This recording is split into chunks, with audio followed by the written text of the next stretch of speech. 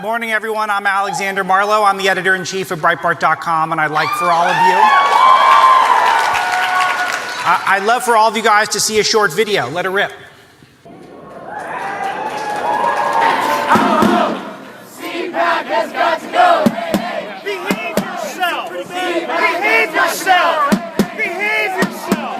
Behave yourself. Behave yourself. Behave yourself. Behave yourself. Behave yourself. You are freaks and animals. You're freaks and animals. Behave yourself. Behave yourself. Behave. Racist, sexist, anti-gay, right-wing bigots, go away. Racist, sexist, anti-gay, right-wing bigots, go away. Racist, sexist, anti-gay, right-wing bigots, go away. Now, what is it that we just saw? This is multiple choice. This is multiple choice. Did we see a merry prankster trash talking to a bunch of far-left radicals? Did we see a madman, righteously indignant, perhaps a little bit crazed, but genuinely furious over what's happening in a far-left movement? Or C, did we see a genius strategist who's manipulating the fake news media into acknowledging what were serial violence perpetrated by a left-wing movement? Or, I'm hearing it in the audience already, D, all of the above. That's correct. That's correct. That's Andrew Breitbart. Andrew Breitbart was my boss, my mentor, and the founder of Breitbart.com. And I want to break down for you the genius that you just witnessed in that freakout. And I admit it was a freakout, but it was straight out of his playbook. And this is a playbook that you guys can take back to your personal lives and to your campuses. I want to give you these tools today so that you're better equipped to fight for America and to fight against the left.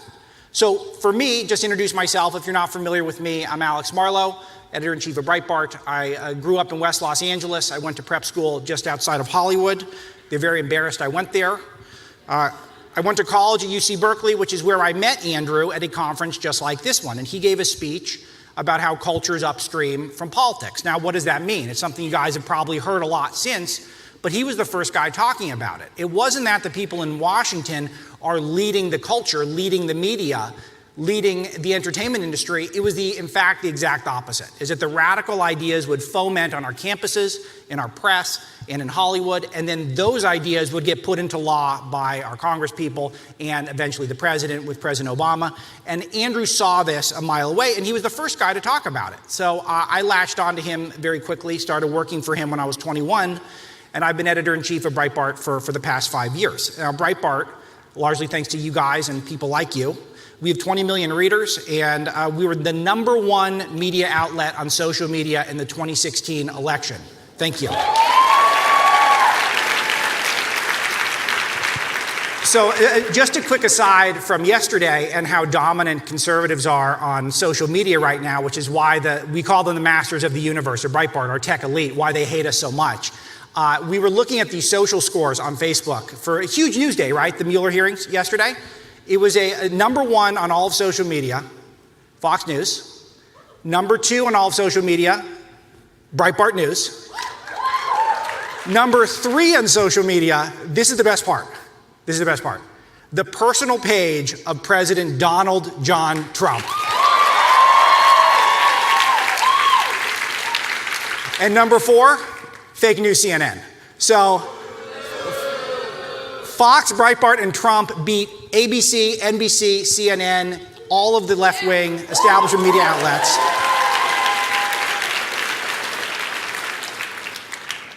It was quite a news day, wasn't it? Yesterday, they were going to get the orange man. They were finally going to get him. But they all got Trumped again because Mueller had brought the low energy. We're bringing the high energy today. And a lot of that comes from Andrew. That was Andrew's spirit. He grew up in Hollywood, and he became a conservative largely due to talk radio and just sort of how icky and dishonest the left can be. He worked at the Drudge Report for many years, and he even founded the Huffington Post. He worked for Arianna Huffington for a while as a researcher. She was more right-wing at the time. And what she did is Andrew gave her the idea, well, why don't you get all your crazy left-wing friends to write blog posts, and then the left will love it, and the right will make fun of it, and so it'll be a win-win. And it was a pretty genius idea, so it worked out pretty well. But I want to go back to the video here. So you're probably wondering who he's yelling at. And in this case, it actually doesn't really matter. It happened to be Occupy Wall Street, who were protesters. But if you're really interested, Andrew made a documentary about them called Occupy Unmasked. I would recommend that. But it really doesn't matter because leftist movements are largely interchangeable. They tend to promote the same core values, mostly that America is a crap country, and they do so in the same sort of semi-violent, agitated way, and they're funded by the exact same people, which is crucial. So these protesters are the exact same people as you would see in Antifa, and many of them are literally the same exact people. But the key thing here is they're largely supported by the media and by the Democrats. It's very hard to get negative attention to them, and that's what Andrew was trying to do in this video. So what you need to know is that Andrew took this as a moment, and it was outside of the CPAC conference about 7 years ago, a moment to fight back. So here are some of the tools. So the first thing he did is he needed to use the culture. He knew that the media is the message. So if he could get himself on camera talking, maybe even screaming about Occupy and how they needed to behave themselves, then the media would have to cover it. And they would have to cover these key facts that they were badly behaved. And eventually he starts yelling, "Stop raping people, stop raping people, stop raping the people." I love how he added the article, it's really brilliant. You guys should see the whole thing on YouTube. And the crucial thing is that Occupy did have a history of violence. We documented at Breitbart over 400 examples of violence by Occupy, again, a precursor to Antifa, in a 2-month period. We had a whole rap sheet. These things were largely ignored by national news. Now, local news covers them, but national news missed it. So this was Andrew's idea. How are they going to cover it? Well, we'll start off by I'm going to scream at them, and then the media will start covering me. So Andrew also, this is lesson 2 for you guys. He knew his opponent. He knew the left better than the left knew themselves. Remember, he grew up in Hollywood. He lived with these people. He worked with these people. He knew their arguments. He knew their attitudes. He knew all their tendencies. He even knew their favorite cocktails. He went to a lot of cocktail parties with the left. It was the Appletini at the time. I think that's out now. I don't think anyone has those anymore. So he knew that group, and he didn't need to bother reasoning with them. That was key. He knew he had to fight with them. But this is the key lesson, number 3. Andrew walked towards the fire.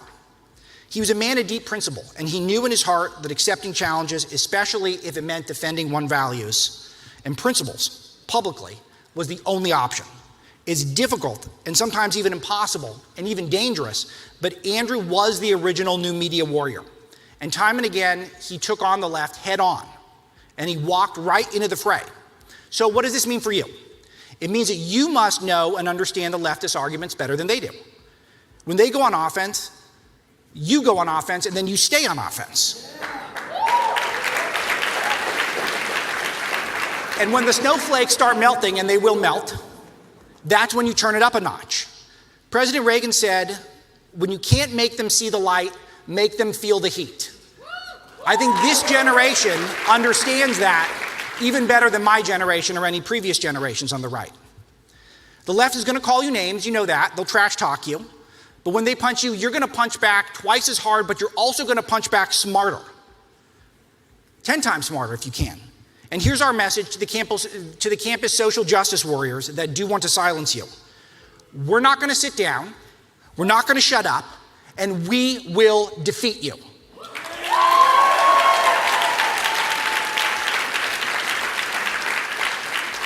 So here's what they don't want you to know. The only time progressives end up winning is when we stay silent. So you guys aren't going to stay silent.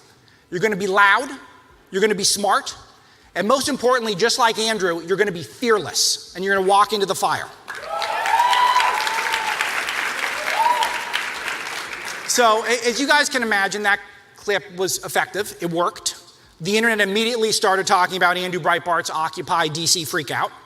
I know this because I read a headline in the Atlantic magazine, "The web is talking about Andrew Breitbart's Occupy DC freakout." Okay, good. So it worked. It had its desired effect. And the conversation started with, here's crazy Andrew. Look at him, he's being crazy. But it ended up with the truth. It ended up people being exposed, many for the first time, at how radical this movement was, how violent they were, how fascist they were, and also how stinky they were. They were very smelly people, very, very smelly. And Andrew knew that the narrative wasn't going to be framed by the establishment media. And this is something that you guys also get very well. He knew the people, we the people, would end up framing the way this story was told. So you guys all have a political weapon in your pocket right now. At least most of you do. Hopefully it's in silent mode at the moment because I'm talking here. But this is the most powerful political tool the right has ever had. Why? First of all, you can start taking video footage. Second of all, you can start tweeting, start sharing, uploading to whatever social media platforms haven't banned you yet. This is all stuff, it's all power, it's all at your fingertips, and Andrew saw this before anyone else. He used to tell audiences to take out their phones, raise them in the air, and he envisioned what would be a digital army of citizen journalists, regular people empowered by technology to do an end run around the establishment press. So imagine how excited he'd be to see a group like you guys here today, all who grew up in social media and know how to use it to your advantage.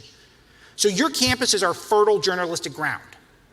Record crazy rallies, video the nutty leftists, capture the progressives in their natural habitat. And then you can send them to me at alex@breitbart.com or just post them on your own online, because nothing is more damaging to the left than their own words. So we all headed back online after the video, and we got to our battle stations, started putting out blog posts, videos, tweeting, sharing, but Andrew wasn't done. Occupy might have been fading away, but the left often rejuvenates itself, much like a zombie, or perhaps a Clinton, or a Russian collusion conspiracy hoax. Speaking of, what a great day yesterday, right? So humiliating for Pencil Neck and the Resistance, right? That's a good band name. So you think the left is gone, but they're going to come back, and this is why Andrew believed in these next two lessons. The first one is he mastered the art of the double down. When the left comes at you, this is your moment to be the strongest. This is your moment to double down. Don't give an inch. Stand your ground. This is online and in real life. They don't want to listen to you. They don't want to be your friend. And they don't want to attack you. What they want to do is they want to attack you, and they want to see you lose. And so we need to embrace this. Andrew absorbed the hate, and he let it inspire him. And I wanted to let it motivate you to continue to fight.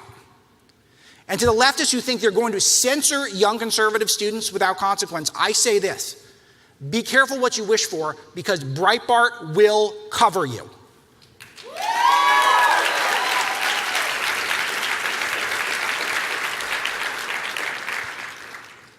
So the last lesson is that Andrew knew that sunlight was the best disinfectant. I think you guys understand what that means. The great conservative philosopher Edmund Burke famously said, "Evil prevails when good men do nothing." And we know that the leftist arguments can't withstand intellectual scrutiny, so we're going to expose them. We're going to hold them up to the light. We're going to amplify the squad, the AOCs, the Ilhan Omars of the world, so that people can see just how ridiculous their ideas are. And a quick aside, I have to note, the alternative to this speech I was thinking of doing is explaining the genius of Donald Trump and how he got the entirety of the left and the media to own the squad. Was that not incredible, what he did last week? How did he convince the entire establishment media and the Democratic Party to get defined by a bunch of anti-Semitic, America-hating socialists? Only Donald Trump could do that. Only Donald Trump. And did you guys see that today the New York Times published an opinion piece by Ilhan Omar? Will they stop publishing anti-Semitic stuff, please, New York Times, failing New York Times? So here we go, let's recap. Well, this is just one simple act, one brave man screaming wildly into the night, facing down a horde of dirty, dirty fascists. There was a lot of strategy behind it, as you can see. Andrew knew he needed a cultural moment. He knew he needed to become the story in order to get that cultural moment.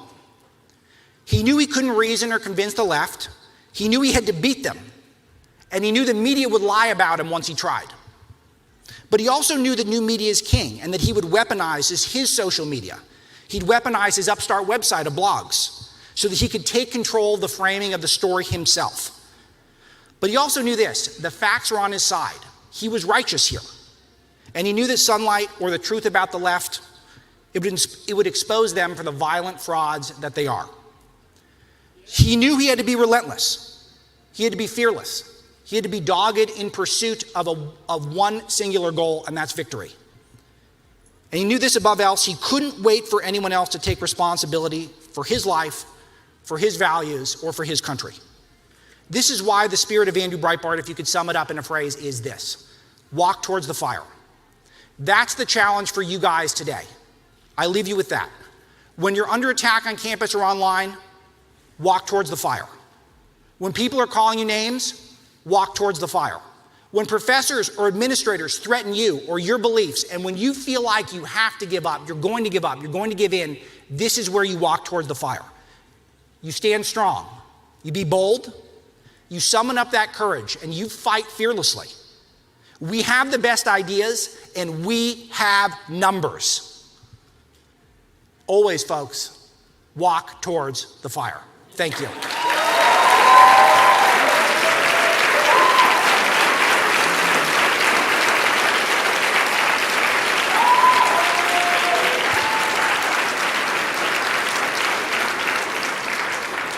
So, I'm from Paradise, Texas, which is middle of nowhere. It's by Fort Worth.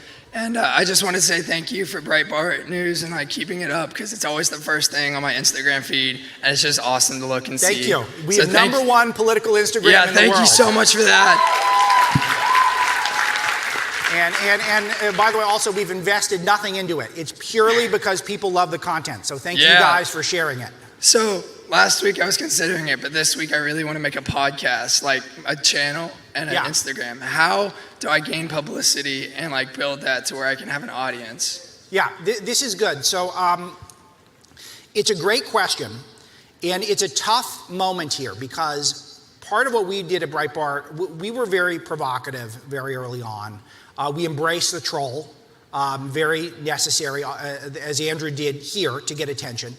But you have to be careful, because now we're in a different era. We're in an era of the corporate fascist. We're in an era where the tech elite are trying to get you censored, deplatformed. They're even doing debanking now, where you can't receive money if you've got the wrong politics. Frightening stuff. So you have to be a little more careful than probably we had to be at the very start. But what I would do is practice. There's the same way, if you want to get big muscles, like Graham Allen, who else is it? Tom Fitton. There's a lot of muscly guys. All right, the Turning Point family. You guys got to hit the gym. You guys got to hit the gym. So same thing with if you want to be a good podcaster or blogger or talk show host or activist, or even just if you want to be just someone who's good at convincing your friends at dinner, which is totally fine. Not all of you are going to go into the blogosphere and have 100,000 Twitter followers. You just want to be able to convince your friends and family from time to time. So, but you have to practice. You have to embrace the debate. When there's a good time to debate, Antifa's not interested in debating you, in case you didn't notice. They just want to yell at you. But if someone is, that's fine. But I mainly recommend practice and make friends. Make friends. Guys like Charlie are very helpful. Charlie elevates me. We elevate him.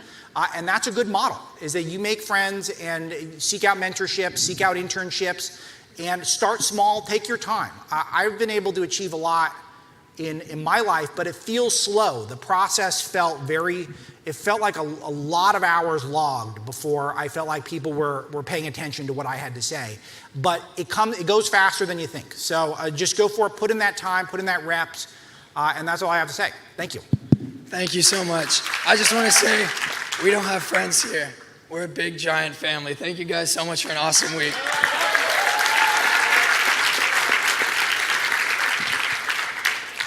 Oh, we're going over here. Okay, great. Hello, my name is Grant Freiling. I'm from Marshall, Virginia. All right. And I would like to ask you, what do you think Breitbart, it's obviously been 7 years since his death in 2012. Yes. What do you think Breitbart would think of the times that are going on now? Obviously, the political climate has changed, yes. Technology has changed since then. What do you think he would say right now? Yeah, it's a great question, and let me preface it by saying this. I really resent a lot of people who go out of their way to try to read Andrew Breitbart's mind. Part of what made him a genius is he was always ahead of the curve. And so many of his ideas, even the people who are his best friends, wouldn't necessarily see the strategy or the logic at first, and they would always come around to it in the end. That's part of what being a genius is. But I think he would love the new media era. I think he would love that citizen journalists are unquestionably more powerful than the establishment media. I think he would love that. I think he would love the proliferation of social media, but I think he would absolutely despise the corporate fascists in Silicon Valley shutting down decent people like you guys because they don't like what you have to say. And I think that would be a massive crusade. Andrew, he had many crusades, but I would say the two most important things that I thought of with him, Andrew was deeply anti-establishment. He started his websites in Los Angeles, not in the Beltway. He didn't want to be here. He wanted to be here sometimes, but he didn't really want to be. And he saw the bad guy was the media. And he understood the power and the evil that our establishment press has done for so long. And so I think he'd be pretty satisfied with what's happening now, but he would see a bunch of battles, as I noted in the speech. This is why he perfected the art of the double down and tried to vanquish the zombies, the zombie left. He knew they would never stop. And you're seeing it. They keep insisting that the president colluded with the Russian government to rig an election. We're 3 years into this humiliation. This is a conspiracy theory. This is a hoax. Rachel Maddow goes out there every night and she weaves this science fiction about how Trump was getting urinated on in Moscow and they rigged an election. What is God's name is going on here? It's absurd. And they keep going and going and going. They never stop. The left never stops. And so I think Andrew would have been prepared for war. I think he still would have been at war if he was here. Even though there's so much progress made, I think his war would have continued.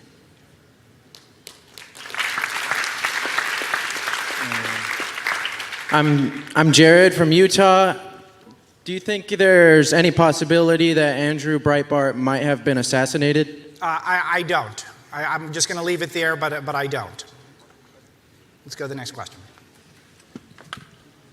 My name is Michael Emmerich from Austin, Texas, and I would just like to know, of all the Democratic candidates currently running against Donald Trump, who would you choose and why? Pardon my voice, it's not the best sounding. Oh, no, it's okay. It's a great question. I'll tell you right now, here's what's interesting. The key moment of the debates, by far, was when they asked, do you want to fund the American people, to fund health care for illegal immigrants? So this is where people who invaded the country, foreigners who came in illegally, and do you believe that the United States taxpayers should pay for their health insurance? And every single person on the stage, was half the field, puts their hand up, including Joe Biden. And if Joe Biden, right then and there, if he had said, everyone stop it, this is a trap, put your hands down, we're not going to tax the American people to pay for the health care of foreigners, we're not going to do that if they come in the country illegally, I think he would have sewn up the nomination right there. I think that would have been that, it would have been over. But he couldn't do it. Maybe he was spacing out. Do you think was he even paying attention? He's getting up there, man. He's very sleepy. He's very sleepy. Right. Yeah. He's gonna do push-up contest. All right. To me, it's kind of a dime's worth of difference. And this is one of the lessons of this, is that the left, they end up sort of regressing to the same value system. And even though there are slight differences with all the candidates, they're all going to govern roughly the same. So a lot of it is just what will be the key campaign tactic, what will be the focus during the campaign, and what people will hone in on. Like Joe Biden's got a lot of China ties, he's got a lot of corruption, he's got a lot of failed policies that he's flip-flopping now all of a sudden. And at how old is he? 121 years old. Now he's against the death penalty. It's like what happened the first 120 years? You were for it, and then now he's not going to be able to keep up. The Pocahontas narrative, what we call her Pocahontas, fake Pocahontas, is just so irresistible. It's hard not to root for Warren a little bit. And she's got a lot to square with, because she tries to portray herself as a populist, but she's a populist who's going to be soft on China and soft on Silicon Valley tech censorship and wants open borders. How could you be a populist who wants open borders? Who are the people who get penalized the most from open borders? It's the working class. They're the people who get competition flooding in for their jobs. How are you going to beat Donald Trump with that attitude? And they're all open borders. So I don't. It's a great question. I don't really know. I guess Warren. I'll pick just to give you an answer. Let's continue. Hello, my name is Jason Fiesel from Roundsburg, Ohio. It's a suburb east of Columbus, and I have been open with my political views since the 2016 election when I was in 7th grade, and I have faced relentless harassment at my school. It's only made me stronger. When you talk about walking into the fire, what's the best way to stay encouraged? Because when I hear that, I'm a pretty cynical person, so I'm like, yes, that sounds nice, but how do you stay encouraged? Yeah, I think part of it, you find the strength in numbers. This is why these groups are so important.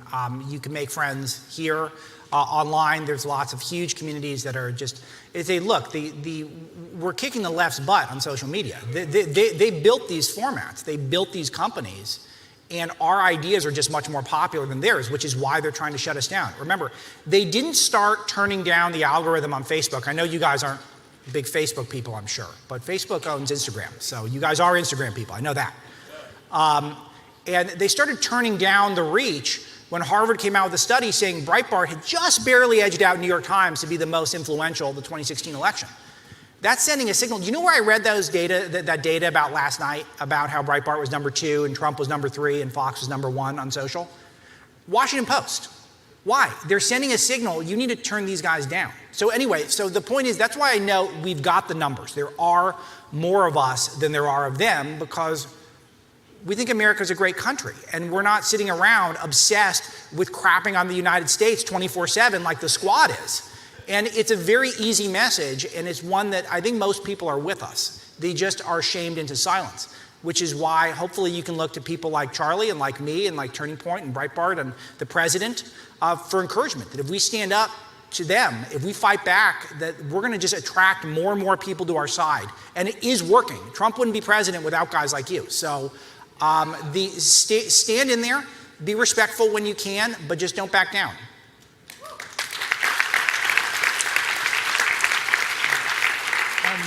Hi, I'm Luke. I'm from New York. So this year, I just entered high school. I started writing for my school newspaper. I'm the only person who's a conservative on the paper, and I had a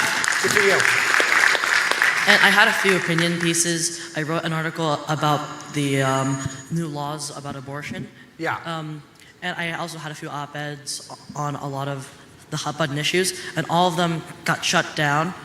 And by the time I was able to get them approved, the school year was over. Yeah. So, and I don't expect this to stop. How do you suppose I fight back against this? Yeah, it's tough to do on the campuses because they are sort of totalitarian. And this is a new battle for people like me, because I think the solutions on the college campuses are pretty clear. We need to, if you're not doing science, technology, math, if you don't need some sort of a higher degree for your desired career, you really shouldn't be pumping $50,000 a year into these liberal arts schools so that you can get a degree in women and gender studies from Wesleyan. It's just not worth it. And you guys really should not do that. And then there's resources online. PragerU comes to mind first, but there's many that are providing you the intellectual backbone in terms of political science, values, social science, that you can get. You don't really need to waste all the time. But ultimately, when it comes to the secondary schools, the public school system, K through 12, it's a very tough battle. And I do recommend that if you have an interest in being an educator, that you do that. People need you. Because we need to come up with alternatives. And in the meantime, we need to demand fairness from our individual schools. We need to be represented. Our viewpoints need to be represented in school publications and school faculty, et cetera. And this is a big deal. And this is a tough one because this is new, where the left is politicizing our children. I've got a 1-year-old. I was in a bookstore in DC earlier this week, and I was reading children's books about Ruth Bader Ginsburg. There was a Robert Mueller action figure for kids. That sleepy guy, that's a superhero to the left. And they can't let us even have a childhood anymore. The left must politicize everything. And it's a terrible thing to do. So what we got to do is we got to just encourage you guys just to stand up and just say, no, we're not going to politicize it. And this is inappropriate. And you're going to have to take these school boards head on. And if you do that, we will report on it at Breitbart News. I can guarantee that. Send me an email.